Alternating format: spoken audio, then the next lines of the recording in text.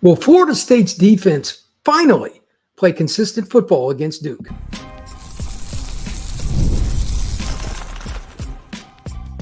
You are Locked On Seminoles, your daily podcast on the Florida State Seminoles. Part of the Locked On Podcast Network, your team every day. Welcome back into Locked On Seminoles. I am your host, Brian Smith. Thank you for making this your first listen each and every day. Truly appreciate you stopping in to talk Seminoles football with me. Today's show is brought to you by Gametime. Download the Gametime app, create an account, and use code LOCKEDONCollege for $20 off of your first purchase. All right, we are through one half of the football season. Florida State's defense, pretty good at pass rush, pretty good at stopping the run in terms of big plays, but they're inconsistent. Will they finally be a more consistent defense and against a solid offense, not one that's great in Duke? Because if they can't do it against the Blue Devils, especially coming off a bye week, when's it ever going to happen? So today we're going to examine what Duke has to offer in terms of an offense and how Florida State should be able to attack them. This is a very straightforward defensive game plan, in my opinion. I will share those thoughts later in the show. But first, let's get an overview of what's going on with Duke, because quite honestly, I'm not trying to be mean, but I don't see anything special about them offensively. And the last couple games will bear that out. I'll talk about that in depth as well. Number one here, statistically, going through these numbers, there's nothing that's going to be earth-shattering one way or the other. They're just kind of a peddling middle-of-the-road team in a lot of ways. But there is one stat that's really bad, and we'll get to that in a second. But first, passing, 239.7 per game. They've had over 200 yards passing in every game, but none have reached 300. Pretty consistent. Duke has a couple good receivers that I'll talk about in a bit, but they're not going to destroy you. They're more mid-level passing game, shorter stuff, and if you can tackle well, you can corral their passing game. They're 60th in the nation. Rushing, this is the key to the entire game, and I talk about this probably about 4 different times during the show, the way I've got this laid out. Run gap fits for Florida State are very important because Duke is an offense you can throttle. Here's a stat for you. First game of the year, Duke had 27 carries for 59 yards. Who did they play? Elon. That's right. In case you're wondering, that is in the state of North Carolina, I believe. It's a small school, not very good, and they still got 59 yards rushing. You can slow them down. Now, they do have a good running back, but their offensive line leaves a lot to be desired. They don't have a quarterback that's super mobile, and Maalik Murphy, that's not something that Florida State's been good with, the mobile quarterbacks. So you get more of a pocket passer in this game. Maybe they can find a way to slow down that traditional running game and put some pressure on Murphy because he is more of a statue than a runner. Decent athlete, but nothing great. They're 112.8 yards per game. That's 111th in the nation. So because of their poor rushing numbers, total offense, 352.5, that's 98th. Really, honestly, you shouldn't struggle there to slow them down. Scoring 26.3, that's 84th. Red zone touchdown percentage, solid, 66.7, that's 2/3. So they're 43rd. Third down percentage is atrocious. This is a little surprising. Decent passing game that they would be this low, but they are just awful on third downs. 28.8%. That's 129th out of 134 teams. Florida State has a natural pass rush. Talk about that during the show. They should win that battle 4 out of 5 times. There should be somebody in Maalik Murphy's face constantly. Passing plays of 20 or more yards. They have 19 of them. Okay. 67th in the nation. Running plays, 20 or more yards. Okay. 65th in the nation with 8 of them. Turnovers, they've got 2 fumbles they've lost, 5 picks. That's 7 total. It's 49th. Again, just kind of middle of the road. They've given up 8 sacks. That's 40th. It's not great, not bad. Tackles for loss, they've given up 30. I'm not surprised there. The run game, again, Murphy's not mobile, so that hurts them. 56. Average per play. This is, again, a little bit surprising. 5.27 yards per play. That's 104th in the nation. Duke is not a team unless you screw up and have a busted coverage. Poor run gap hit. Again, I'm going to talk about this over and over. They're not going to go 14 plays and score very often. Inexperienced quarterback. This is his first year being a starter after 2 years at at Texas. He transferred to Duke.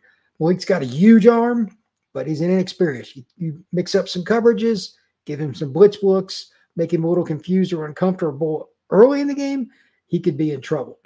Now, Maalik himself, 125 at 208, 60.1%, 1,431 yards, 14 touchdowns, 5 picks. A note on that.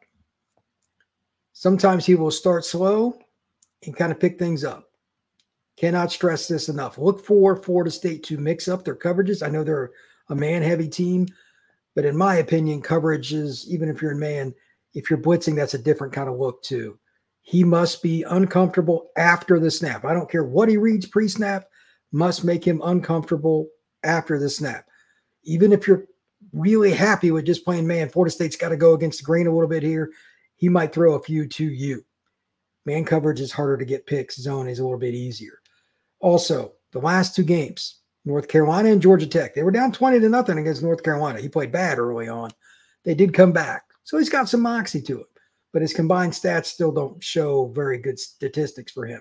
33 of 65, 50.8%, 414 yards, 6.4 yards per attempt. That's nothing special. Matter of fact, 8 is kind of the average, so he's below average. 3 touchdowns and a pick. There are 2 receivers and their running back. They're pretty good players, but they don't have a ton of depth. Jordan Moore, 30 catches, 443, 14.8, and 3 scores. Their bigger receiver is a 6th-year senior in Eli Pankow, 23 catches, 294, 12.8, and 5 scores.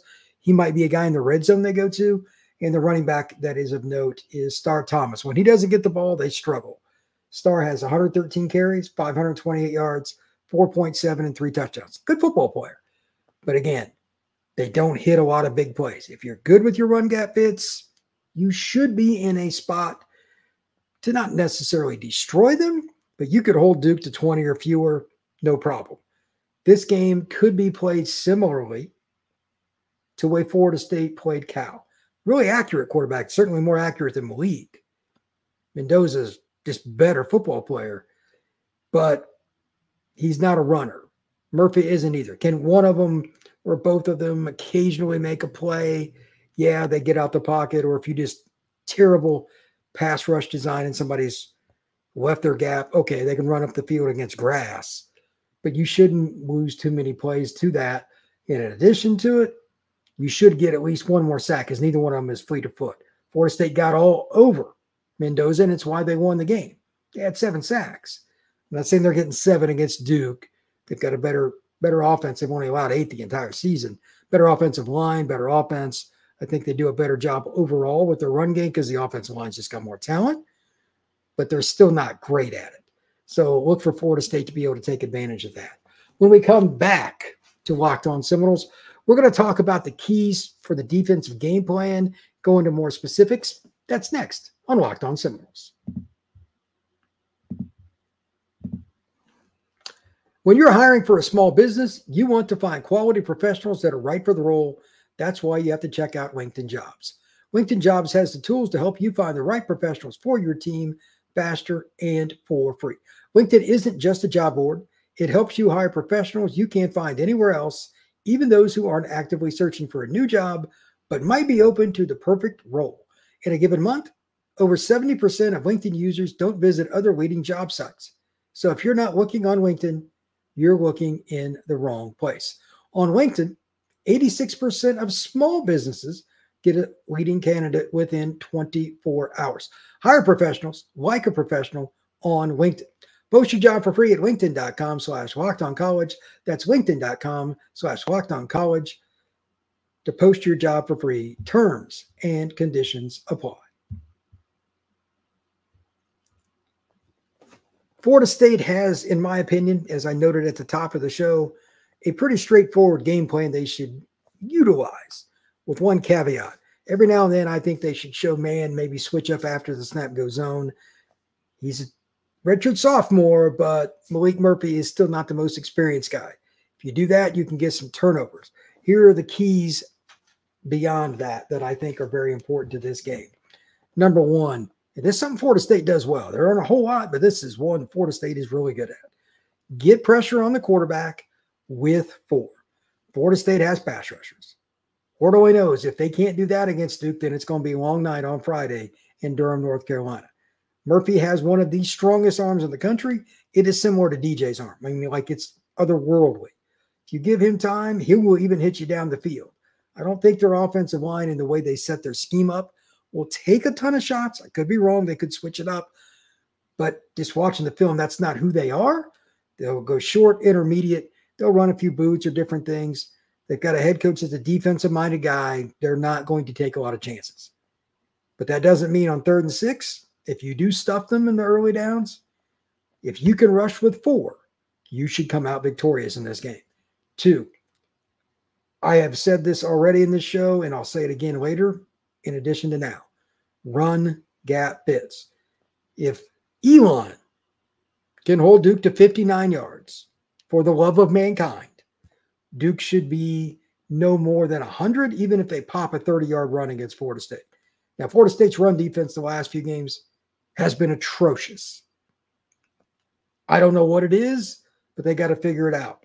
Part of that, we'll talk about some of the problems with the issues at linebacker. There's a whole subject I want to get into in about 5-10 minutes, but they've got to figure out a way to do it. If they have to put a safety in the box early on the early downs and take their chances, Florida State's good outside.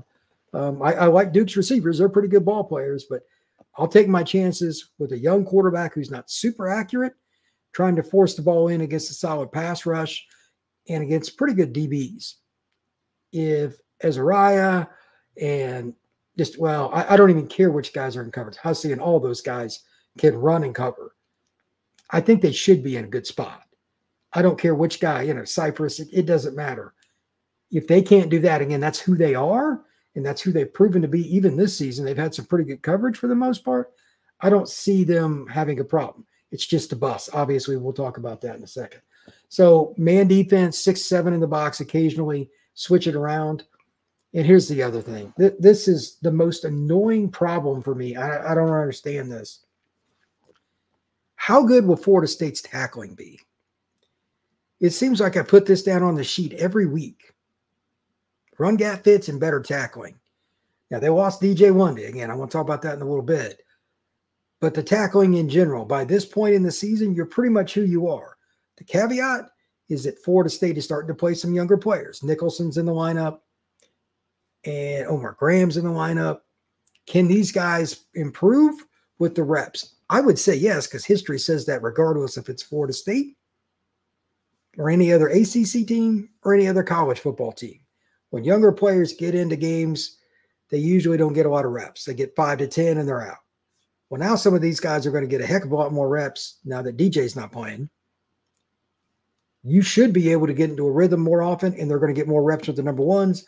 Coaches are going to have to spend more time with them in preparation. Linebacker is not friendly with game prep. It's a lot harder today than it's ever been because of the RPO game. So I'm curious how much they can fast track that. I'm sure Duke will run a little bit of that, but it's still not as hard because Maalik Murphy, again, he's a passer. He is not a runner. So I'm curious how good they can do that with tackling in the middle of the field. But they got to tackle on the back end too and make plays. Finally, the last two are ones that won't surprise you. This is a week off. Duke's going to probably, especially with it being a home game and everything, against an opponent that almost always beats them, they are going to run some trick plays.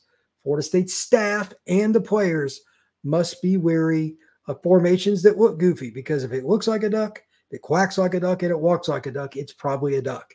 They also have to be careful for things like a flea flicker, etc. When you're in an aggressive front, like 7 in the box, safety starting to hedge down, if a DB takes the wrong step, there's nobody to help. You can't afford to lose a game because of a goofy play like a halfback option pass, a double reverse pass, whatever.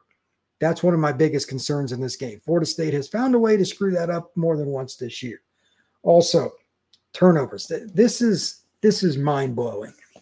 With all the speed and talent that Florida State has on defense, they're 129th in the nation in turnovers created. They have like 3 they created all year. How is that possible? Like, they've got a good pass rush. Legitimately, a top 20 pass rush.